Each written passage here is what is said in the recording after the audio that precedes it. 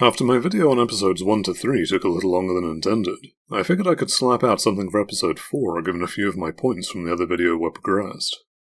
To begin with, I had honestly expected the episode to jump back in time and show Kai's death from Spearhead's perspective, or rather, take more than 3 seconds to do so. And it's not like there wasn't time in the rest of the episode.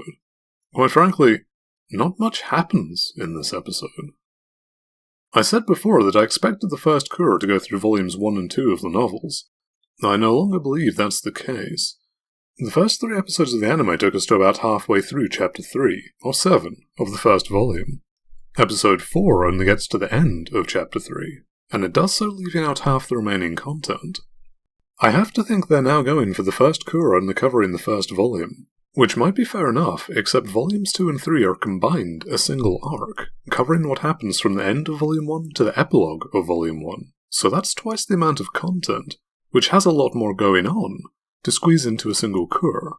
It's not impossible, but I have real concerns about it feeling rushed, and I don't think it was necessary. Unless the first cour intends to touch on the epilogue before moving to the content of the timeskip, some material from the beginning of Volume 2 could easily be moved to attach to the end of Volume 1 and set up a very compelling hook for the second cour to come. I don't see the need to stretch out the first volume to fill time.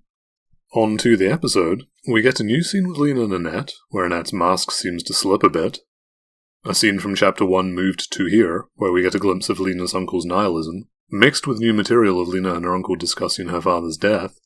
A scene showing Lena's breakdown after Theo's savaging, something that was never addressed in the novels. We only have her return to Shin afterwards. I won't say that letting us see this is a bad thing. Leaving it out could have been quite jarring for an anime audience in a way that wouldn't apply for a light novel reader. And it does drive home what should be the beginning of her character development, Episode 2's passionate outbursts notwithstanding. And then the conversation between Lena and Shin, which takes place rather thematically in a war cemetery. I thought this was a nice touch, really contrasting the treatment the Albin give their own compared to the 86, who, as we're now told, are forbidden from marking their dead. In the novels, this exchange occurs in Lena's bedroom like her other calls. Indeed, the discovery of Shin's full name has the price of one of her teacups. But the anime then skips a substantial amount of content. In episode 2, in the lecture scene, Lena mentions that she had been to the battlefield on one occasion. In the novels, the circumstances of that visit are given here. Judging by how this episode is arranged, I expect we'll get this as a substantial portion of episode 5. I actually wouldn't be surprised if they made it the entirety of episode 5, meaning the largest reveal of the first volume, possibly the story as a whole, won't be given until episode 6. It doesn't happen until chapter 4 of the novel, so I guess the timing matches up, but I repeat my point about there being twice as much material to cover if you want to fully adapt a run through the battlefront, the timeskip arc. I do think this reveal does require a full episode to do it justice, though, so hopefully it comes through. Moving back to the beginning of the episode, I said in my previous video that the battle where Kai dies has 2 very significant aspects that feature. With both of those now having been left out, unless they again go back in time to show that battle, I'm cautious about how this big reveal that's coming will build off them. And then we have a truncated scene where Theo talks about his old Albin commander, playing up the respect Theo currently has for them, rather than the fact the Albin was hated by his entire squad, the key point being made that, even though he did choose to fight with the 86, it was a choice he made as opposed to the Colorata who were never given one, and he could always choose again to go home. They refused to accept him right up until he died protecting them, died saying that he didn't come to the battlefield for them, but rather to assuage his own feelings of guilt over what his people had done to theirs, and he died telling them never to forgive him.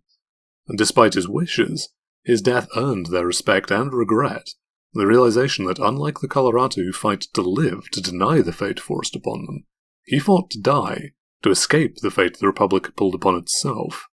The symbolic difference the walls of the Grand Mirror represent, the immutable divide between the 2 sides. So long as Lena is on the other side of those walls, she will never be like them, and they will never accept her. So, as I said previously, I'd now expect the next episode to be about the time Lena found herself outside those walls. I can see how it might take up an entire episode, even if it was only a quarter of a chapter in the novels. but it perhaps feeds into a feeling that's grown quite a bit after episode 4. 86 was always a story with the paired protagonists of Lina and Shin, but it leaned more towards Shin. As the author herself says, the title of the series is 86, after all. The anime seems to be placing more focus on Lina, indeed it seems a little unbalanced towards her right now. Whether this is to equal out the focus over the entire run, or just a preference of the animation team, will have to be determined after the fact. On to episode 5,